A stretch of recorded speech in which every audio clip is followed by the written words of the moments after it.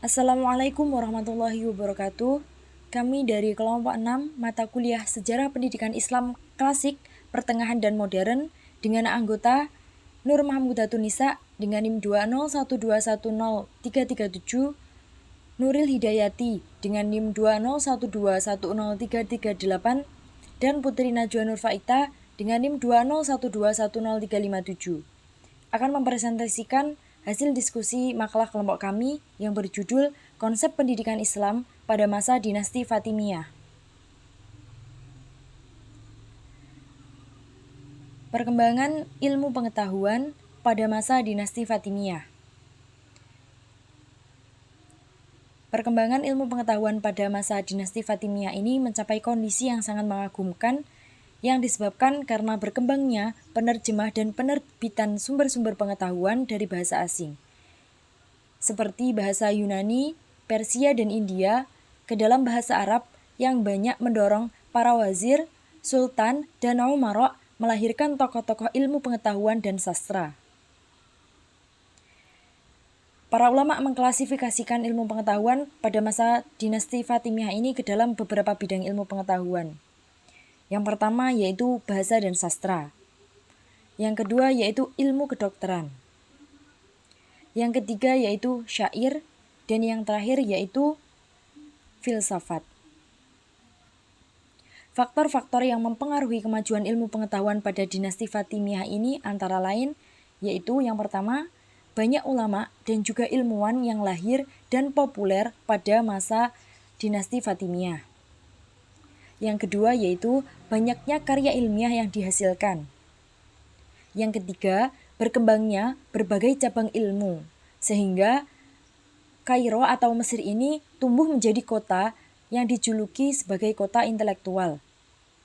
Yang selanjutnya yaitu tersedianya koleksi buku yang sangat banyak di perpustakaan, dan yang terakhir yaitu perhatian besar dari para khalifah Fatimiyah terhadap pembinaan dan pengembangan ilmu.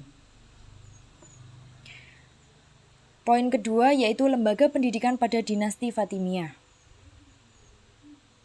Tidak dapat dipungkiri lagi bahwa lembaga pendidikan mempunyai peran penting dalam proses pengembangan pendidikan. Lembaga pendidikan bukan hanya sebagai tempat pertemuan, tetapi sekaligus untuk menjadi basis dalam pengembangan atau pengkajian ilmu pengetahuan. Pada dinasti Fatimiyah, lembaga pendidikan yang ada diantaranya adalah yang pertama masjid dan istana. Masjid di sini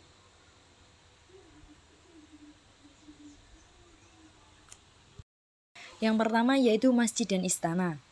Pada masa dinasti Fatimiyah ini, khalifah selaku pemimpin mengumpulkan para penulis di istana dalam rangka untuk menyalin Al-Quran dan hadis, serta buku-buku seperti buku fikih, buku sastra, dan ilmu kedokteran.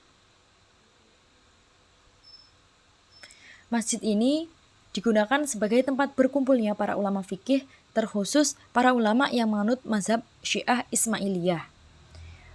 Mereka dikumpulkan untuk membuat buku sebagai bahan ajaran kepada masyarakat mengenai mazhab tersebut.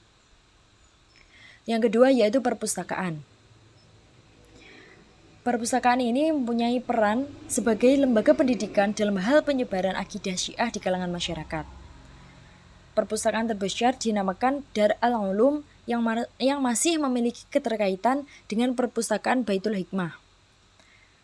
Perpustakaan Dar al-Ulum ini didirikan oleh Khalifah Fatimiyah Al-Aziz Billah pada tahun 975 sampai dengan 996 Masehi. Dan perpustakaan ini konon berisi tidak kurang dari 100.000 volume, bahkan lebih. Jadi sebanyak 600.000 jilid buku. Yang ketiga yaitu Universitas Al-Azhar Kairo. Pada masa pemerintahan Al-Aziz Billah tersebut, Masjid Jami Al-Qahirah diubah nama menjadi Masjid Al-Azhar. Dan kemudian ditingkatkan lagi fungsinya menjadi Al-Jamiah atau universitas, sehingga menjadi nama Universitas Al-Azhar sampai dengan sekarang. Universitas ini menerapkan kurikulum dan kegiatan pendidikan yang teratur secara sistematis dengan pengajaran ilmu-ilmu agama, ilmu akal atau logika, dan ilmu-ilmu umum yang lainnya. Yang keempat yaitu Dar al-Hikmah. Lembaga pendidikan yang dibangun pada dinasti Fatimiyah ini adalah Dar al-Hikmah. Pengkajian dan pengembangan ilmu tidak hanya dilakukan di Universitas Al-Azhar tersebut, tetapi juga dilaksanakan di dalam lembaga-lembaga lain. Dar al-Hikmah ini didirikan oleh Abu Ali Mansur bin Al-Aziz Billah yang bergelar Al-Hikam bi Amrillah Khalifah ke-6. Dar al-Hikmah ini merupakan sebuah akademi yang di dalamnya terdapat perpustakaan besar Dar al-Ilm dengan koleksi buku yang sangat banyak. Yang terakhir yaitu Majelis Al-Hikmah. Setelah membangun Dar al-Hikmah, Al-Hakim kemudian membentuk sebuah Majelis Al-Hikmah. Majelis ini berlokasi di sebuah gedung perkumpulan besar yang terdapat di lingkungan Dar al-Hikmah. Kegiatan dari rutinan majelis ini diberikan pengawasan yang ketat dari para khalifah terhadap materi yang akan disampaikan oleh guru-guru yang mengajar. Selain itu juga, para guru ini berusaha dalam menanamkan nilai adab dan adab pada diri masing-masing muridnya kepada guru tersebut. Selanjutnya presentasi akan dilanjutkan oleh Nuril Hidayati. Kepadanya dipersilahkan. Baik, saya akan melanjutkan presentasi dari Putri Najwa Nurfaita, yaitu poin ketiga, Sistem Pendidikan Masa Dinasti Fatimiyah. Pendidikan Islam pada masa Dinasti Fatimiyah berlangsung di berbagai tempat. Lembaga pendidikan di masa itu mencakup lembaga formal dan non-formal. Sistem pengajaran terbagi menjadi 4 kelas, yaitu yang pertama, kelas umum, diperuntukkan bagi orang yang datang ke Al-Azhar untuk mempelajari Al-Quran dan penafsirannya. Yang kedua, kelas para mahasiswa Universitas Al-Azhar, kuliah dengan para dosen yang ditandai dengan mengajukan pertanyaan dan mengkaji jawabannya. Yang ketiga, kelas Darul Hikam. Kuliah formal ini diberikan oleh para mubalik seminggu sekali pada hari Senin yang dibuka untuk umum. Dan hari Kamis dibuka khusus untuk mahasiswa pilihan. Yang keempat, yaitu kelas non-formal, kelas untuk pelajar wanita. Poin keempat, yaitu metode pendidikan masa dinasti Fatimiyah. Metode pendidikan pada masa dinasti Fatimiyah menggunakan berbagai metode dalam pengajarannya, seperti metode holakoh. Metode holakoh yaitu suatu kegiatan belajar mengajar yang dilakukan oleh seorang guru dengan cara duduk di hadapan muridnya sambil membacakan materi pelajarannya. Selanjutnya, metode diskusi. Metode diskusi yaitu dengan membahas suatu masalah dengan diskusi tanya jawab. Selanjutnya, metode bertukar pikiran. Mungkin cukup itu yang dapat saya sampaikan, akan dilanjutkan oleh saudari Nur Mahmudah Tunisa. Kurikulum pendidikan masa dinasti Fatimiyah. Pada mulanya, pengajaran di Universitas Al-Azhar sama dengan pelaksanaan pengajaran di institusi pendidikan lain, yaitu metode berhalakoh. Seorang pelajar bebas memilih guru sesuai dengan kemauan.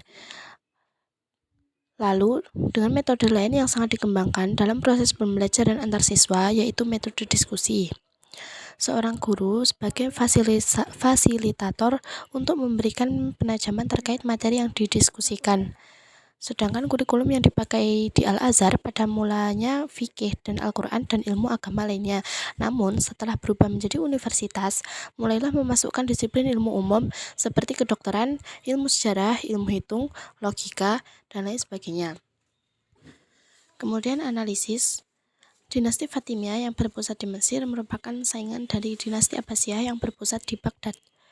Karena itu, dinasti ini mengembangkan misi politik dan dakwah, yakni berusaha mempertahankan kekuasaannya dan menjalankan misi dakwahnya. Dalam mengimbangi kemajuan dinasti Abbasiyah di Baghdad, dinasti Fatimiyah di Mesir juga mengembangkan pendidikan, pengajaran, penelitian, dan pengembangan ilmu pendidikan. Dinasti Fatimiyah memiliki kontribusi yang lumayan dalam rangka membangun kebudayaan dan peradaban Islam. Walaupun dinasti ini berkuasa lebih kurang 260 tahun di Mesir, namun peninggalannya di Kairo hingga saat ini masih berdiri kukuh dan berkembang, termasuk universitas pertama di dunia. Persaingan dalam bidang politik dari satu segi melemahkan kedaulatan Islam, namun di sisi lain telah memajukan ilmu pengetahuan, kebudayaan, dan peradaban. Sekian dari kelompok kami, semoga bermanfaat. Dan apabila ada salah kata, kami mohon maaf. Sekian, wassalamualaikum warahmatullahi wabarakatuh.